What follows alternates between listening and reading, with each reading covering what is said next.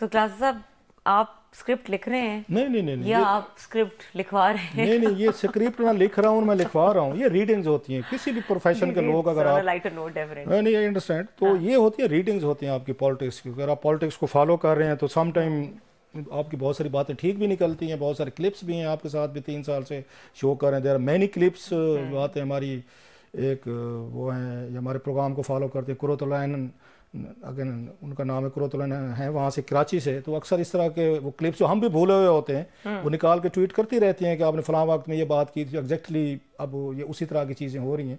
तो सेम ये उसी तरह का ही एक ना रीडिंग क्या है। ये हो नहीं सकता कि मौलाना साहब जो हैं वो चुप करके बैठ जाएं। और मतलब क्यों चुप करके बैठे? अगला सवाल ये है, ये जो पावर होती है, ये इक़्तिदार के लिए, पावर के लिए आप लोग पॉलिटिक्स करते हैं, इसमें कोई किसी का सगा नहीं होता, बेरहम लोग होते। मैं तो हमेशा कहता हूं कि जब आप हो सकते 1-2% लोग रहम दिल भी हों, आवाम की सर्विस के लिए आते होते हूं, अदरवाइज पिछले 3-4 डेकेड से इस मुल्क में जो सियासतदान आ रहे हैं वो अपनी ही वो खिदमत करने आ रहे हैं, अपने ख़ानदान की, अपने टब्बर की, अपने मतलब फैमिली फ्रेंड्स पैकेजेस के साथ आते हैं। उनको इस मुल्क का जो लोग कहते हैं बड़ा दर्द है, बड़ा दुख है और बड़ा वो इस मुल्क को तरक्की देना चाहते हैं। तो आप इनके बिजनेसेस देख लें, आसिफ अली जरदारी साहब के बिजनेसेस देख लें 30-40 साल में, वो कहाँ पे गए हैं। शरीफ खानदान के देख लें, बिजनेसेस देख लें, बाकी जितनी बिजनेस फैमिलीज आए हैं उनको किसी वक्त उठा के देख लें।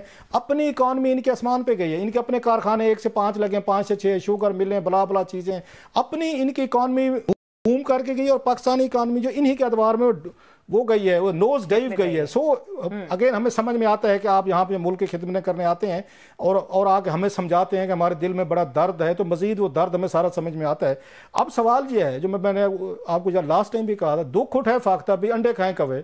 वो कहा है आज, ठीक कहा है। अच्छा, मैं भूल गया, लीडरशिप कंटेनर्स पे होती है और हमारे लोग जो है वो रोड पे होते हैं। मुझे याद आ गया, मौलाना साहब का पिछले हफ्ते मुझे फोन आया। हाँ जी, मुझे याद नहीं रहा बताना अपने प्रोग्राम में। मौलाना साहब का फोन है, मेरी कोई मौलाना साहब से कभी मुलाकात नहीं हुई, मैं अगर जो पॉलिटिक्स कवर करता हूँ, सुनते हैं कौमी असम्बली में तकरीर साहब, उनका मुझे ना ये फोन आया, उनके किसी बंदे ने कहा जी मौलाना साहब आपसे बात करना चाहते हैं। मैं क्या है, मतलब जी बात करवाएं। तो उन्होंने हमारा क्लिप देखा ये प्रोग्राम का मौलाना साहब ने, जिसमें हमने ये, और इसी बात को उन्होंने ना बड़ा उसको मजा लिया, कहते बाकी छोड़े राउफ साहब। अच्छा, हमारी सरायकी में गुफ्तगू होने लगी, वो डेरा इस्माइल खान से हैं, मैं बैठी थी। अच्छा, आप मौजूद थी मेरा ख्याल है ऑफिस में। तो मेरी और मौलाना साहब की कोई 5-1 मिनट सरायकी में गुफ्तगू हुई सारी। तो वो इस चीज को उन्होंने बड़ा एंजॉय किया। कहते राउफ साहब बाकी तो छोड़ें, आप जो आपने ये जुमला कहा है ना, दुख उठाए फाख्ता भी और अंडे खाएं कवे, कहते इससे बेहतर एक्सप्लेनेशन हो नहीं सकती जो मेरे साथ हुआ है। ये उन्होंने मौलाना साहब ने कहा, आप वहाँ पे सुन ही रही थी बैठे हुए सारी चीज़ें। खैर हैविंग सेड ऑल दिस, जब आप लोग लंदन में बैठे हुए थे, जेलों में थे, जरदारी साहब जेल में, शाहिद खकान अब्बासी साहब जेल में, ख्वाजा आसिफ जेल में, एहसन इकबाल साहब, साद रफीक, नेम एनीवन, आसिफ अली जरदारी साहब जेल में थे। FIA का केस था मनी लॉन्ड्रिंग वाला, वो जो उन पे आया था फेक, अगर याद फलूदे वाले के अकाउंट में पैसे निकल आए थे, रक्शे वाले निकले, पापड़ वाले, वो जेल में। आप लोग तो छोड़ गए थे मैदान, मतलब महाज किसने संभाला हुआ था? पीछे मौलाना ने संभाला हुआ था। लॉन्ग मार्चेस ये कर रहे थे, इमरान खान साहब को टफ टाइम इन्होंने दिया हुआ था, ये धरने ये दे रहे थे, ये 15 दिन ये बैठे रहे हैं यहाँ पे इस्लामाबाद में। इनकी जनरल वो जो थे बाजवा साहब से झड़पें इनकी हुई, जो उन्होंने बताया है कि मेरी उनसे मुलाकातें और कई दफा तलह कलामी हुई। तो सारा इमरान खान के फिर हामियों ने सारी गाली गलोच भी इनको की, नाम भी इनके रखे गए, इनको बड़े बुरे बुरे अलकाबाज से भी इनको वो किया गया, इनके खिलाफ ट्रेंड भी चलाए गए, इनके लीडरशिप को बहुत सारी अब्यूजिव लैंग्वेज भी यूज हुई, पॉपुलैरिटी भी उनकी डैमेज हुई, सब कुछ हुआ। मतलब इमरान खान के साथ उसको 1-on-1 ये लड़े थे। अब क्या हुआ है, जब खान साहब हैज फॉलन, वो जेल में बैठे हुए हैं, तो जो अब वो देग बट रही है, देग पे कौन बड़े बैठे? हमारे गांव में होते जो देग बनती है ना बड़ी, उस पे एक बड़ा बिठाया जाता है गांव का, जो गोश्त की हो, जर्दे की हो, पुलाव की हो, एक ऐसा रोब दबदबे वाला जो डांट डपट भी करे, किसी को उसकी मर्जी, किसी को ज्यादा बोटियां डाले, किसी को ना डाले, किसी को जर्दा ज्यादा दे, किसी को 2 थप्पड़ मारे कि कहे तू तो 2 दफा ले चुका है, फिर आ गया तू लेने के लिए। एक ये गाँव में बंदा बिठाया जाता है इस तरह का रोब दबदबे वाला।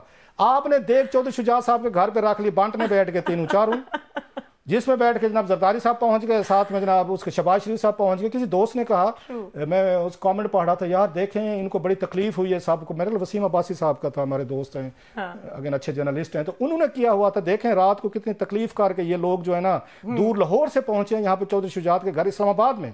मैंने उस पर कॉमेंट किया, मैं कहा जनाब अब्बासी भाई, इनको आप कहते ना केटू पे आपने आना है, वहां पे देग चढ़ी हुई इक़्तिदार की, ये केटू पे रस्सियां और ये मैं कि यहाँ पे सीढ़ियां लगा लोगों को उधर पहुंच जाते। ये तो इस्लामाबाद था। सही है। आप जब बांट रहे हैं, आपने उनको बुलाया नहीं है, आपने उनको इनवाइट नहीं किया, मतलब खुशी खुशी में आप देख आसिफ अली जरदारी सदर बन गए, सुभान अल्लाह। फेयर इनफ, बिल्कुल वजीर आजम बन गए, मरियम नवाज साहब जनाब वो लाग गए हैं, गिलानी साहब का कहा जा रहा है वो चेयरमैन सेनेट लगेंगे, या सादिक साहब का कहा रहा है वो उसके स्पीकर कौमी असम्बली लगे, सारी वजारतें भी आपने ले ली, सदर भी आप बन गए, वजीर आजम बन गए, वजीर आला भी बन गए, गवर्नर भी तकसीम कर ली। मौलाना seriously hurt, he should be. अगर मौलाना हर्ट ना होते तो मुझे उनकी पॉलिटिक्स पे, उनके पॉलिटिकल जहन पे उन पे शक होता। ओ भाई साहब, बस जरदारी साहब जो है जरा कुर्बानी दें।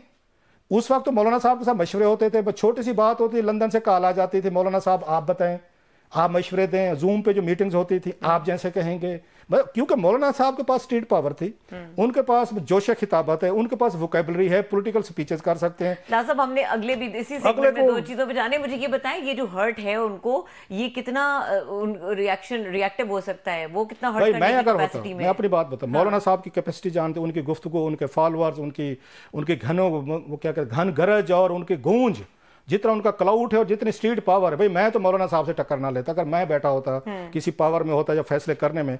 इतना बड़ा आपने तूफान अनलीश किया, जो उन्होंने गुफ्तगू की वो सीधा टारगेट, उन्होंने जो फायरिंग की है वो तो उन्होंने एस्टेब्लिशमेंट पे की है सीधी। अब उसमें कैजुअल्टी कौन है? अच्छा पहले उन्होंने टारगेट किया इनको सियासतदानों को, फिर अब उन्होंने सीधी फायरिंग उधर शुरू कर दी है। मौलाना साहब को आपको हिस्सा देना चाहिए था, और कुछ नहीं। इनको कोई डिप्टी स्पीकर, कोई डिप्टी चेयरमैन, कोई एक आध, कोई सेनेट चेयरमैन, कोई कौमी असम्बली की स्पीकरशिप, कोई 2-3 उनको गवर्नर के होते, आपने तो बिल्कुल उठा के उनको साइड पे काट दिया। 2-3 आइडियाज आपने दिए थे मौलाना, भाई मौलाना तो एग्जिस्ट नहीं करता यहीं पे, आप लोगों को मैटर नहीं करता इतने बुरे तरीके से। ठीक है, politics is all about using the people and dumping them. वो इतने बुरे तरीके से, इतना ऑब्वियस, इतना खुल के तो कोई यूज नहीं करता, जैसे नवाज शरीफ साहब, शहबाज शरीफ साहब और आसिफ अली जरदारी एस्टेब्लिशमेंट उनको यूज कर लिया है। सो मौलाना साहब बेचारे तो इस वक्त अपने आप को नोच रहे हैं कि यार मेरे साथ इन्होंने किया क्या है। मैं तो इनका मतलब एक तरह का वो था, पॉलिटिकली तौर पर मैं इनका बड़ा था, वही बड़ा था ना, वो देख वाला जो बैठा हुआ था, जो 2-4 किसी को आते जाते चपेड़े लगा देते, भाई तू अगेन आगे तीसरी दफा लेने आ गया देख में से खाना। मौलाना साहब तो देख के बड़े बन के बैठे थे, उन्होंने उठा के मौलाना साहब को साइड पे कर दिया। ये कोई इन्होंने अभी से बुनियाद रख दी है। मौलाना साहब ने अगर इनको ना मिला हिस्सा और बकदरे जुस्सा, तो यकीन करें मौलाना साहब, वही वाली बात मुझे याद आ रही है, मैं बार बार फिल्म का हवाला देता हूँ मुगल आजम का, कि जो उसने पृथ्वीराज ने अकबर बादशाह के रोल में अनारकली को बुला के कहा था ना, उन्होंने ये उनका मशहूर जमाना उनका डला गए, उन्होंने कहा था अनारकली सलीम तुम्हें मरने नहीं देगा और हम तुम्हें जीने नहीं देंगे। ये सलीम तुम्हें मरने नहीं देगा, हम तुम्हें जीने नहीं देंगे। मौलाना इनको नहीं जीने देगा, इनको चाहे एस्टेब्लिशमेंट इनको बचाए, कुछ भी करे, अभी भी वक्त है। मौलाना साहब के पास जाएं, इनकी कुछ चापी छापी करें, कोई थोड़े से हाथ पाँव दबाएं, मौलाना साहब को सीट दें, अपने साथ रखें। एक तरफ खान साहब ने मतलब अनलीश हुए हुए, दूसरी साइड पे आपने मौलाना साहब को, आपको उनको नाराज कर बैठे हैं। बहरहाल जिन लोगों ने फैसला करवाया है वो मेरा ख्याल है इनके वो नहीं है, और मौलाना साहब जो है ना वो छोड़ेंगे नहीं, वो अकबर बादशाह वाले, वो पृथ्वीराज वाला डलाक जहन में रखे, जीने नहीं देंगे, नहीं जीने देंगे। अच्छा क्लास साहब, बस हमारे पास सेगमेंट में थोड़ा सा टाइम रह गया। तो पंजाब असम्बली कल उसका इजलास है, और पंजाब असम्बली के बाहर जो बानी पीटीआई की इंस्ट्रक्शंस हैं कि जो जिन सीटों पे धांधली हुई है वो भी प्रोटेस्ट के लिए पहुंचे।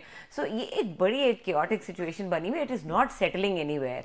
मुझे ना 2 सीन याद आ रहे हैं। सीन एक सीन हुआ था जब यहाँ पे इमरान खान साहब आए थे ना वजीर आजम का हलफ लेने, बड़ी अच्छी तकरीर की थी खान साहब ने जब वो ये इलेक्शन जीते थे 2018 का, जो बनी गाला से live. It was one of his best speeches. Khan साहब का ये था कि मैं जब जाऊँगा, मुझे सीजर की तरह वो उसमें सेनेट में जैसे वो जा रहा था सीजर, तो मुझे क्राउन ये पहनाया जाएगा, वहाँ पर बैठेंगे, तकरीरें होंगी, मैं खुद बड़ी तकरीर करूँगा, डेस्क बजाए जाएंगे, और मुझे एक में बड़ी क्योंकि अच्छी तकरीर की है, पूरी अपोजिशन को साथ लेकर चलेंगे, नया पाकिस्तान बनेंगे, कोई दुश्मनी नहीं, कोई विक्टिमाइजेशन नहीं। खान साहब ये माइंड बनाकर गए थे कि जनाब 22 साल की कोशिश के बाद बचपन की ख्वाहिश मेरी पूरी हो रही, मैं वजीर आज़म बन रहा हूँ। बड़े अच्छे माइंड सेट के साथ गए, मैं मौजूद था उस दिन।